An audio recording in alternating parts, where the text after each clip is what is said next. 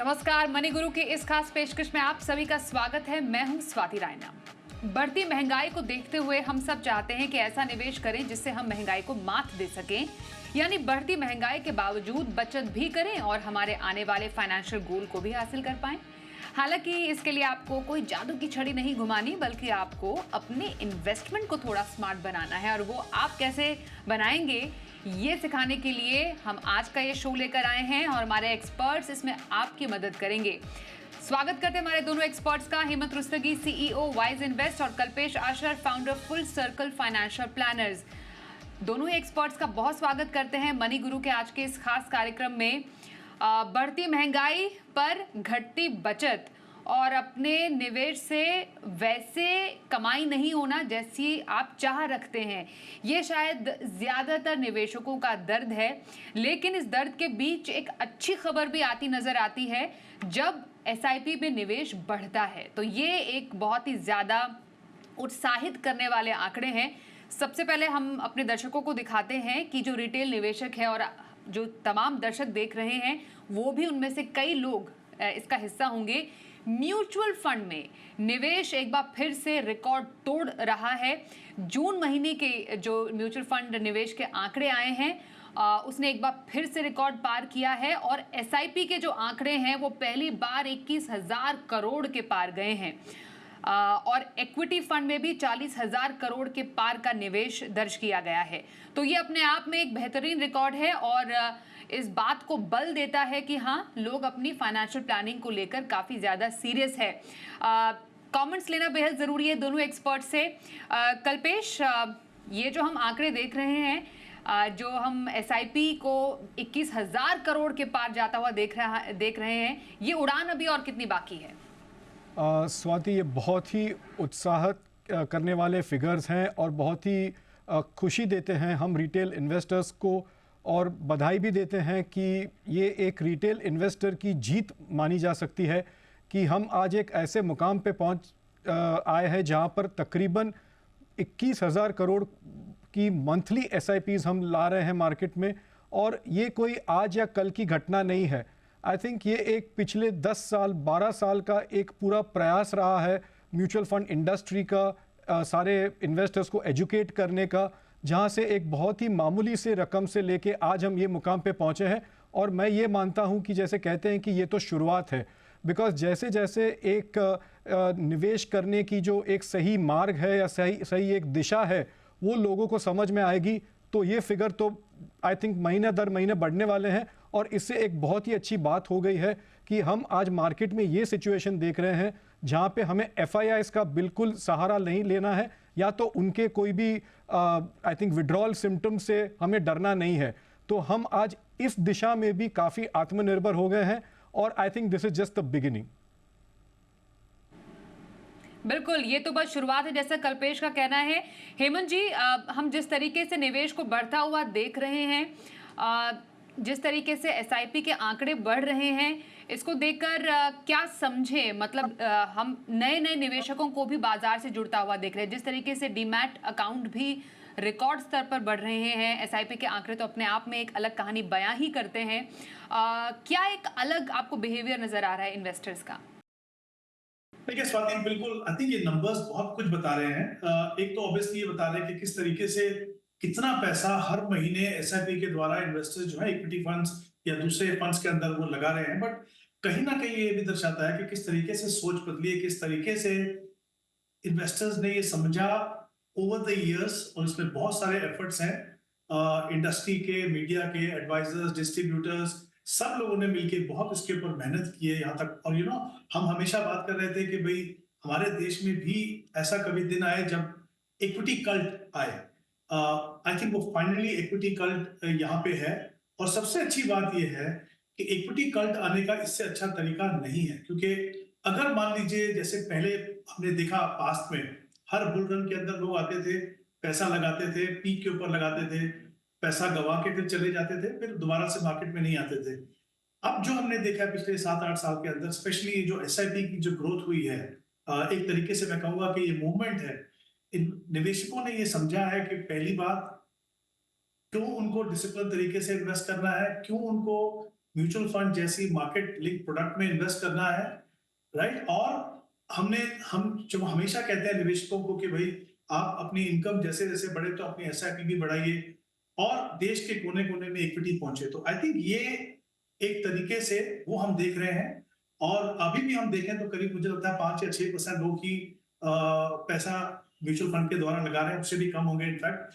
तो अभी तो बहुत लंबा आगे जाना है मुझे लगता है कि। और सबसे अच्छी बात यह है कि जो एसआईपी नंबर है वो सिर्फ शहरों से नहीं आ रहे हैं, वो छोटे छोटे शहरों गांवों से आ रहे हैं। तो कहीं ना कहीं जो हम चाहते थे कि इक्विटी और म्यूचुअल फंड्स और ये डिसिप्लिन अप्रोच देश के हर कोने में पहुंचे, वो पहुंच रही है वहां पे। और हमने ये भी देखा है सोच में, मार्केट गिरे या ऊपर नीचे जाए, क्योंकि एसआईपी का सबसे बड़ा फायदा ही वही है कि आपको लेवल नहीं देखना है, आपको उतार चढ़ाव नहीं देखना है। तो इन्वेस्टर्स ने वो जो मेच्योरिटी दिखाई है उसमें, और अपनी एसआईपी को जो कंटिन्यू ना करते हुए साथ साथ बढ़ाया भी है और ज्यादा इन्वेस्टर आ रहे हैं। तो मुझे लगता है ये तो बहुत बहुत ही अच्छी डेवलपमेंट है। और मेरा ये भी मानना है कि यहाँ से 10-15 साल के बाद जब ये निवेशक पीछे मुड़ के देखेंगे तो उनको लगेगा कि उन्होंने जिंदगी में एक इतना अच्छा डिसीजन लिया कि शायद उनके और उनके फैमिली के जो बोलते हैं ना फॉर्चून, वो पूरा बदल जाए।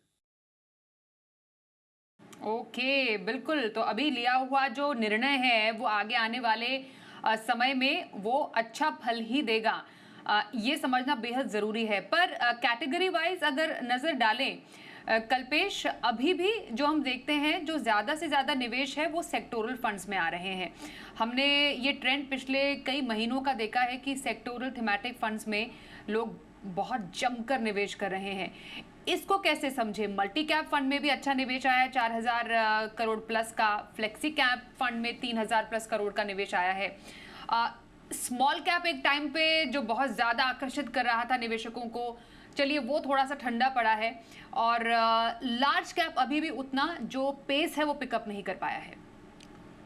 ये आई थिंक एक ह्यूमन बिहेवियर के ऊपर एक सीधा संकेत है कि सेक्टोरल और थीमेटिक फंड जो आप बता रहे हैं उसमें फ्लोज क्यों इतने ज़्यादा हैं। क्योंकि जाहिर सी बात है कि जो भी आज स्टॉक मार्केट्स या जो परफॉर्मेंस है उनका जो फॉलो करता है इंडिविजुअल स्टॉक्स का या इवन जो सेक्टर्स का, और जैसे एक सरकार का एक पूरा एक बहाव जो है या एक पूरा फोकस जो है वो पीएसयू सेक्टर्स पे है या डिफेंस पे है या इंफ्रास्ट्रक्चर को लेकर है, और वो सारी चीज़ें जो है उनके स्टॉक्स भी परफॉर्म कर रहे हैं। एएमसीज जो हैं वो सेक्टोरल फंड्स और थीमेटिक फंड्स भी लॉन्च कर रही है इस चीज़ का पूरा एक फ़ायदा उठाने के लिए, और परफॉर्मेंस भी सबको दिख रहा है कि in the higher double digits उनको मिल रहा है on an annualised basis.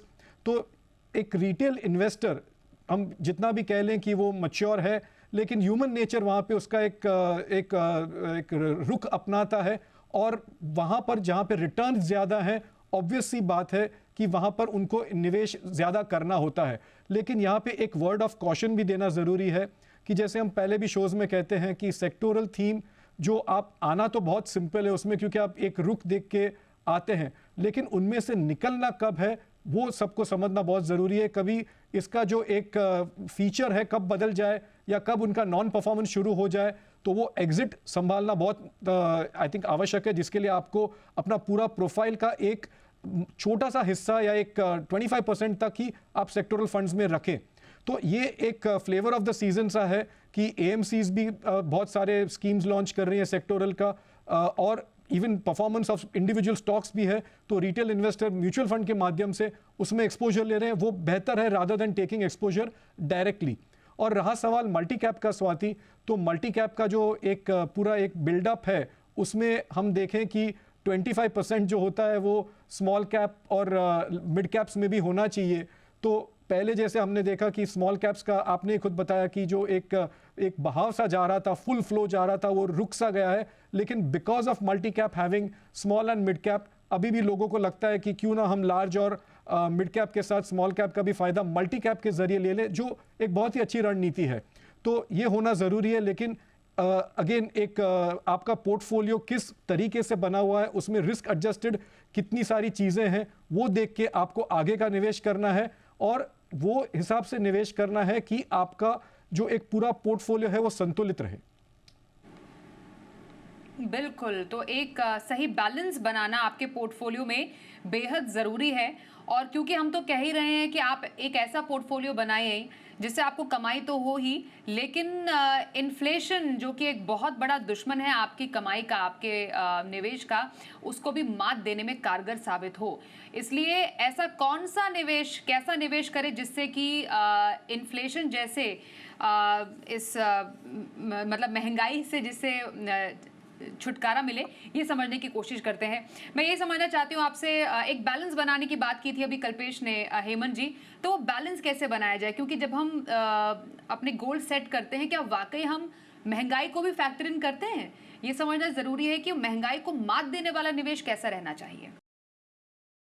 I think ये बहुत ही इंपॉर्टेंट एस्पेक्ट होता है स्वाति। देखिए, जब हम अपना इन्वेस्टमेंट प्रोसेस इनिशिएट करते हैं और जब तक हम अपने गोल्स तक पहुंचते हैं, जो हमारा हम कहते हैं ना डिफाइंड टाइम होराइजन, उसके बीच में हमें बहुत सारे चैलेंजेस का सामना करना पड़ता है।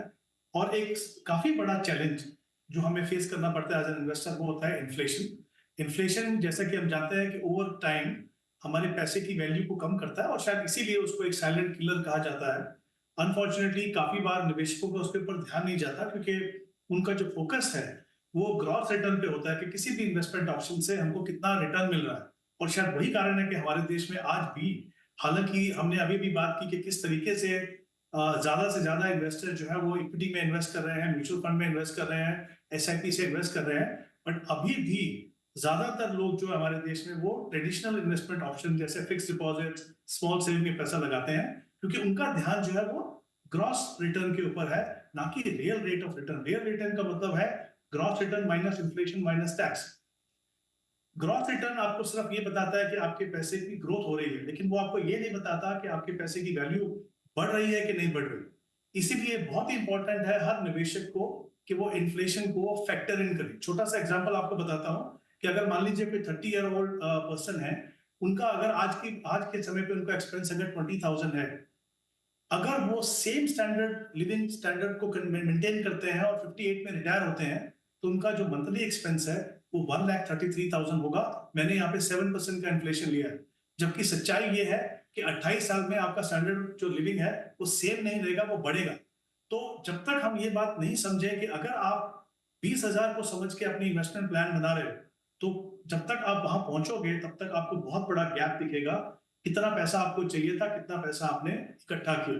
तो बहुत ही इंपॉर्टेंट है इन्फ्लेशन को हम कंसिडर करें और इन्फ्लेशन को बीट करने की स्ट्रेटेजी, जैसे हमने बात की अभी, इक्विटी कट जो आया हमारे देश में, वो उसका एक क्लियर इंडिकेशन है कि कहीं ना कहीं निवेशक शायद इसको भी समझ रहे हैं कि इन्फ्लेशन को कंसिडर करना है और इन्फ्लेशन को बीट करने के लिए इक्विटी में चाहिए। और पोर्टफोलियो बैलेंसिंग की जो आपने बात की, इक्विटी खुद से एक एग्रेसिव एसेट क्लास है, उसके अंदर इंपॉर्टेंट है कि आप तीनों सेगमेंट में एक्सपोजर लें, लेकिन जो एग्रेसिव कैटेगरी ऑफ फंड है उनमें थोड़ा समझ के, थोड़ा उनके प्रोज एंड कॉन्स को समझ के तभी आप उसमें निवेश करें।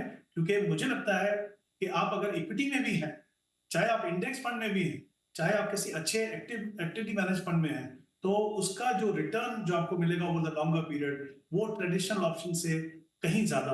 तो बहुत ज्यादा एग्रेसिव पोर्टफोलियो बनाने की जरूरत नहीं है, एसेट एलोकेशन खुद से आपको मदद करेगा। Right sir. बिल्कुल। और इनफैक्ट इसी पर मैं कल्पेश आपसे एक इनपुट चाहती हूँ, क्योंकि जब हम अपने पोर्टफोलियो को एनालाइज कर रहे होते हैं, हम ये सोचते हैं, अपने से सवाल भी पूछते हैं कि हमें अपने पोर्टफोलियो से चाहिए क्या, तो हमें लगता है कि हमें बेंचमार्क बीटिंग रिटर्न चाहिए। पर क्या वाकई बेंचमार्क बीटिंग रिटर्न हमारा टारगेट रहना चाहिए या इन्फ्लेशन बीटिंग रिटर्न हमारा टारगेट रहना चाहिए? देखिए, बहुत ही इंटरेस्टिंग क्वेश्चन आपने पूछा है स्वाति, और इस चीज़ का काफ़ी लोगों के मन में और काफ़ी आई थिंक एनालिस्ट के मन में भी एक डायलेमा रहती है कि हम करना क्या चाहते हैं, आखिर किस चीज़ की सलाह देना चाहते हैं और आखिरकार निवेशक कौन सी रिटर्न्स को परस्यू करे। तो इसका तो मैं आई थिंक यही एक विवरण दे सकता हूं कि सबसे पहले, जैसे हेमंत जी ने बताया, कि जो पहला टारगेट होना चाहिए वो होना चाहिए इन्फ्लेशन बीटिंग रिटर्न। अब आप ज़्यादा इन्वेस्टमेंट समझते नहीं हो या कुछ भी आपको ज़्यादा नॉलेज नहीं है, तो इसका मतलब ये नहीं कि आप ज़िंदगी भर एक एफडी में ही पड़े रहें या कन्वेंशनल चीज़ें रहें या इलिक्विड असेट्स में अपनी निवेश करते रहें। क्योंकि ये सारी चीज़ें हैं जो आगे चल के आपको ना तो ईज़ ऑफ लिक्विडिटी दे सकती है जब आपको अपना गोल हासिल करना है, या आपको ईजी मनी चाहिए, क्योंकि उनका जो एक जैसे रियल एस्टेट है बहुत ही इलिक्विड एसेट है, या तो फिर एफडीज हो गई जहाँ पे आप 6% या 60% कमाते हो और आपका इन्फ्लेशन जैसे हेमंत ने समझाया कि खुद आज 6-7% पे चल रहा है, तो आपका रियल रेट ऑफ रिटर्न तो निल हो गया है वहाँ पर। तो वैसे कोई कन्वेंशनल भी अगर इंस्ट्रूमेंट्स हैं हमारे पास जो हम इन्फ्लेशन बीट कर सकते हैं ज़्यादा जोखिम लिए बिना, और जो सरकार नियमित है, मतलब गवर्नमेंट रेगुलेटेड हैं, तो सबसे पहले हमें उसमें जाना चाहिए कि मान लीजिए सीनियर सिटीजन हैं, आज वहाँ पर तकरीबन 8.2% का इंटरेस्ट रेट चल रहा है, तो that is a good option. लेकिन डेट फंड्स में भी आप देख लो कि आप डेट फंड्स में भी एक रेंज होती है, लेकिन आपको एक मौका मिलता है कि आप वहाँ पे इन्फ्लेशन बीट कर सकते हो। तो ये ज़्यादातर माइंडसेट पहले होना चाहिए कि हम पहले इन्फ्लेशन को कैसे बीट करें। अब आता है बेंचमार्क। अब बेंचमार्क जो होता है वो बहुत ही इवॉल्व, एक बहुत ही आई थिंक मच्योर्ड इन्वेस्टर्स के लिए होता है, मच्योर्ड सेक्ट ऑफ पॉपुलेशन के लिए होता है, जो बात करते हैं कि डायरेक्ट फंड लो या रेगुलर में डालो या एक्टिव फंड्स में डालो, पैसिव में डालो, large cap, mid cap, small cap, वो सारी चीज़ें मिलाकर एक इवॉल्व इन्वेस्टर बनता है जो सारी चीज़ों को देखता है।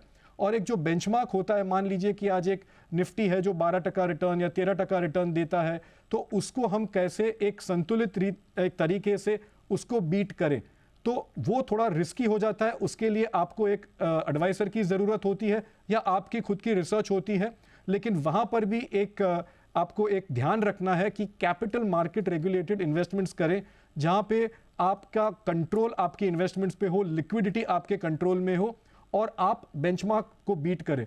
तो दोनों साइड ऑफ द फेंस होना ज़रूरी नहीं है। अगर आप इवॉल्व इन्वेस्टर नहीं है तो पहले आप ये समझे कि आप इन्फ्लेशन को कैसे बीट करते हैं, और अगर आप एक बहुत ही मैच्योर और परिपक्व इन्वेस्टर हैं तो फिर सोचें कि बेंचमार्क को कैसे बीट किया जाए, जिसके लिए आपको आई थिंक फिर भी म्यूचुअल फंड्स का सहारा लेना पड़ेगा, क्योंकि वहाँ पर भी आप एक डिसिप्लिन तरीके से अपना बेंचमार्क भी बीट कर पाओगे और अपने लॉन्ग टर्म गोल्स भी हासिल कर पाओगे। हेमंत जी, कैसा रहे एक पोर्टफोलियो स्ट्रक्चर अगर मानिए हमें महंगाई को मात देनी है, क्योंकि डेफिनेटली जैसा इस डिस्कशन में भी सामने आया था, अभी भी बहुत सारे निवेशक हैं जो कि ट्रेडिशनल इन्वेस्टमेंट ऑप्शंस पर ज़्यादा भरोसा रखते हैं, उनको सिक्योरिटी भी चाहिए पर हमें कैपिटल अप्रिसिएशन भी तो चाहिए। तो एक बैलेंस बनाने के लिए कहाँ पर निवेश करने की आपकी रहेगी सलाह? जी, आई थिंक सबसे इंपॉर्टेंट एस्पेक्ट ये, यहाँ पे दो चीजें इंपॉर्टेंट है। जैसा आपने कहा कि उनका ध्यान जो है सेफ्टी पे रहता है, बट हम भूल जाते हैं कि दो रिस्क है हमारी इन्वेस्टमेंट में। एक सेफ्टी ऑफ प्रिंसिपल जो usually short term medium term में रहता है, लॉन्ग टर्म में इन्फ्लेशन बड़ा रिस्क है। तो आपकी जो पूरी स्ट्रेटेजी है वो इन्फ्लेशन को बीट करने में होनी चाहिए। किस तरीके से पोर्टफोलियो बनाए, देखिए ज्यादातर जैसे हमने कहा कि हमारे देश में काफी निवेशकों का पैसा ऑलरेडी ट्रेडिशनल ऑप्शन में लगा हुआ है। तो अगर आप मान लीजिए लॉन्ग टर्म के लिए इन्वेस्ट कर रहे हैं, जैसा हमने पहले भी बात की, तो वहां पे आपका जो पूरा फोकस है वो इक्विटी पे होना चाहिए, क्योंकि इक्विटी इकलौती एक ऐसी एसेट क्लास है जो लॉन्ग टर्म में आपको इन्फ्लेशन को बीट करने में मदद करेगी। दूसरी बात, ऐसा नहीं है कि आपको इन्फ्लेशन सिर्फ लॉन्ग टर्म में बीट करना है। इनफैक्ट आपको या शॉर्ट टर्म हो, मैं बहुत ज्यादा शॉर्ट टर्म की बात नहीं कर रहा हूँ, मैं एटलीस्ट बात कर रहा हूँ 3 साल का समय हो या फिर 3 से 5 साल का समय, जिसको हम मीडियम टर्म भी कह सकते हैं। उन दोनों टाइम होराइजन में भी इंपॉर्टेंट है कि आप ऐसा पोर्टफोलियो बनाएं कि आप इन्फ्लेशन को बीट कर सकें। ऐसा नहीं है कि सिर्फ जब मैं बच्चों की एजुकेशन, रिटायरमेंट, घर खरीदने के लिए पैसा लगा रहा हूं तभी इन्फ्लेशन बीट करना है। मुझे शॉर्ट टर्म में और मीडियम टर्म में भी इन्फ्लेशन को बीट करना है। तो वहां पे मुझे लगता है, क्योंकि जैसा हमने कहा हमारे हर सभी इन्वेस्टर के पास ट्रेडिशनल ऑप्शन तो रहते ही हैं, तो कुछ हाइब्रिड फंड जैसे इक्विटी सेविंग फंड होते हैं, वो बैलेंस एडवांटेज फंड, या अगर आप चाहते हैं कि इन्फ्लेशन को हेज करने के लिए आप जैसे गोल्ड या सिल्वर को भी अगर आप लेना चाहें, तो फिर जो मल्टी एसेट फंड्स हैं वो भी एक अच्छी रोल प्ले कर सकते हैं आपके पोर्टफोलियो में। तो लॉन्ग टर्म में इक्विटी और शॉर्ट टर्म और मीडियम टर्म में, जैसे मैंने कहा, हाइब्रिड और मल्टी एसेट फंड्स एक काफी अच्छा कॉम्बिनेशन रह सकता है। ओके, तो इक्विटी सेविंग्स फंड है थोड़ी लॉन्गर टर्म के लिए, 3 साल है उससे ज़्यादा आपके पास होराइजन है। बैलेंस एडवांटेज फंड एक बैलेंस प्रोवाइड करता है, जैसा हेमंत जी भी बता रहे हैं, आपके पोर्टफोलियो में मल्टी एसेट फंड में इन्वेस्ट कर सकते हैं मिड टर्म शॉर्ट टर्म के लिए। ये कुछ प्रभावी रणनीति है जो कि आप बना सकते हैं। पर समझना ये भी ज़रूरी हो जाता है कल्पेश कि हम ये तो समझ लेते हैं कि हमें कहाँ पर इन्वेस्ट करना है, पर कहाँ पर हमें इन्वेस्ट नहीं करना है ये जानना और भी ज़्यादा ज़रूरी होता है। और जो हमारी गलतियाँ होती हैं अगर हम उसको एलिमिनेट कर दें तो डेफिनेटली सही डिसीजंस तो हमारे झोली में आते ही हैं। तो क्या ना करें? बिल्कुल, जैसे हम ऑलवेज फाइनेंस और फाइनेंशियल प्लानिंग में कहते हैं कि फाइनेंस में हम जो ना करें वो ज़्यादा इम्पॉर्टेंट होता है कि हम जिससे करें उससे बेहतर। सो जो डोंट्स होते हैं वो बहुत बहुत आई थिंक इम्पॉर्टेंट होते हैं कि कहाँ हमारा निवेश नहीं होना चाहिए। और आज की तारीख में क्योंकि इतने सारे विकल्प होते हैं हमारे पास और सब लोग एक रेस जैसा हो गया है कि जैसे हमने बताया कि बेंचमार्क बीटिंग होता है, फिर होता है कि फंड रिटर्न बीटिंग होता है, स्टॉक बीटिंग रिटर्न्स होता है। तो वो तो फिर भी एक कैटेगरी है कि जहाँ पे हम इस चीज़ को समझ सकते हैं म्यूचुअल फंड के ज़रिए या कहीं कभार डायरेक्ट स्टॉक्स लॉन्ग टर्म के लिए लेकर। लेकिन जहाँ पर बहुत रिस्क है और आई थिंक जो रेगुलेटेड भी नहीं है, जहाँ पे आई थिंक बहुत एक खतरा है, जहाँ पे आपका कैपिटल भी खतरे में आ सकता है और आपकी जो हार्ड अर्न्ड मनी है वो भी आप गंवा सकते हैं। तो उन चीज़ों में आई थिंक सबसे पहले आता है क्रिप्टो करेंसीज, जहाँ पे इतना सारा अट्रैक्शन होता है बहुत सारे लोगों का और बहुत सारे लोग उसमें कर भी रहे हैं, लेकिन उसमें एक अंडरलाइंग सिक्योरिटी के ना होने के लिए उसमें रिस्क एक बहुत बन जाती है। दूसरा होता है इक्विटी मार्केट्स में भी जो लोग तेज़ी से पैसा बनाना चाहते हैं, गेट रिच क्विक जिसको कहते हैं, तो बहुत सारा एक्सपोजर फ्यूचर्स एंड ऑप्शंस में लेते हैं। नए नए निवेशक जिनको आता भी नहीं एबीसी निवेश करने का, वो आज की तारीख में एफएनओ या डेरिवेटिव्स में अपना पहला कदम ले रहे हैं जो बिल्कुल खतरे से खाली नहीं है। आई थिंक ये बहुत सारी डेंजरस चीज़ें हैं क्योंकि इन चीज़ों से अगर हम बचते हैं और एक सही मार्ग पर चलते हैं तो जो रिटर्न्स की जो एक कैलकुलेशन होती है वो 100% हमारे आगे के गोल्स के लिए ओवर अ 5, 10, 15 ईयर पीरियड हमको वहाँ तक लक्ष्य तक लेके जाएगी और हमारा कैपिटल है वो भी काफ़ी हद तक सुरक्षित रहता है। वॉलेटिलिटी आती रहती है लेकिन वो नोशनल होती है। लेकिन इन सारी चीज़ों में जो एक्साइटमेंट का एक जो एलिमेंट होता है उसकी वजह से क्विक रिच बनने की जो एक उत्साह होती है वहाँ पे आदमी बहुत ही easily I think poor quickly बन जाता है। तो आई थिंक इस चीज़ से बचे और जो सही मार्ग है कैपिटल रेगुलेटेड इन्वेस्टमेंट्स है उसमें भी रिटेल इन्वेस्टर के लिए म्यूचुअल फंड का मार्ग चुन के अपनी निवेश की जो जर्नी है वो शुरू कर सकते हैं।